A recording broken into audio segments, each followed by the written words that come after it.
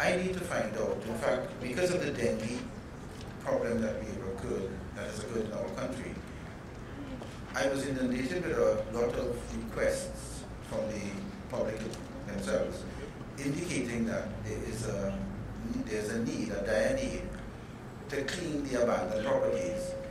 As you will recall, initially when the dengue problem started, I indicated that the spraying of the mosquitoes and the request for spraying was not as efficient as that of a cleanup method. And cleaning the surroundings, getting rid of the areas that will hold stagnant water, clear stagnant water, was more important than that of spraying.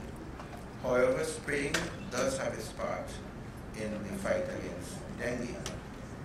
Now, after looking at that, and I realized that abandoned properties and systems in our whole total country of Trinidad and Tobago poses a serious problem.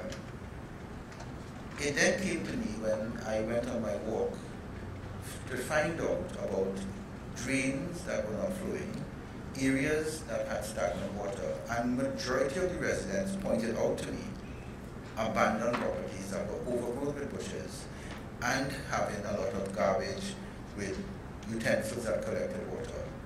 And as a result of that, nothing was being done about it.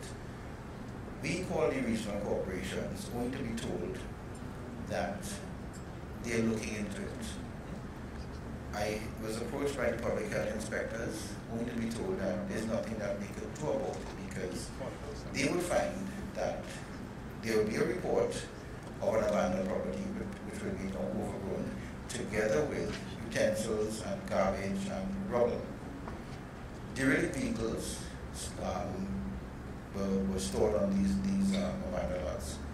So when I inquired further, what is done as a result of it? The first answer I got was, we did not know who the owner of the land was. First question, first answer. Then I said, well, why don't you find out about who the owners of the land? Because I don't understand that regional corporation would have to clean these lots, and they're quite a bit, which would cost. I was then told that the regional corporation cannot do it, because it has to be a legal action, a legal matter. Then how do you find the owners of these abandoned lots? Some public inspectors indicate that you go to the revenue officers who refuse to give information. Some indicate that they try to find out who are the owners.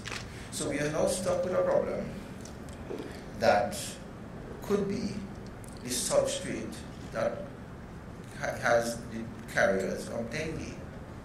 And we're stuck with the problem that there's nothing we're doing about it. So we have the public health inspectors, we have the local corporation, we have the legal affairs area, we have everything. But yet these lots are sitting there with no action.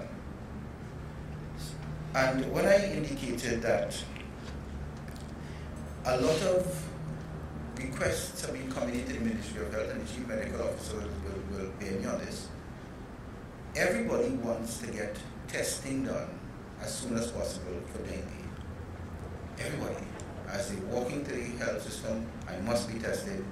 And as the Chief Medical Officer indicated, that's only 30% accurate. Blood tests are more important. Sometimes we get false positives and false negatives. But that's a cost. Almost $100 and something per test. Then you have those who have the fever would go to the health officers, and in a large volume, they would have to be treated. That was another cost.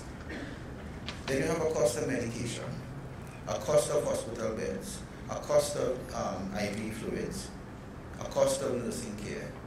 You follow me? And the cost factor, if you really sit down and think about it, the cost factor to treat a disorder is immense, especially in a time when it's somehow approaching I hate to say the word outbreak, because the media will take me up on that, but we do have an outbreak of dengue specialists.